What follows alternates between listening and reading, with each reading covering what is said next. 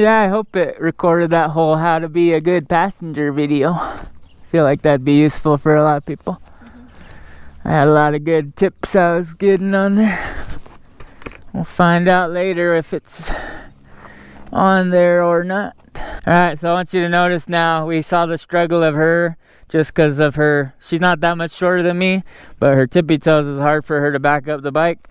Now me, I have a little more experience with this bike and a little more experience moving it around and just riding it and everything. So you can notice here's one way I do it, is just one hand kind of covering my brake in case I need to stop, but that can help me kind of keep balance like I'm riding a bull almost with this hand up in the air.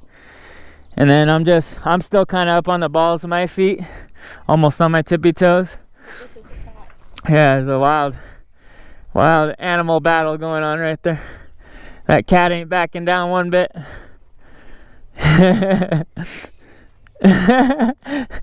When the cat chases the dog. You kids are cute. But yeah, so I just kind of took my time, had my bars turned, backed the bike up one step at a time.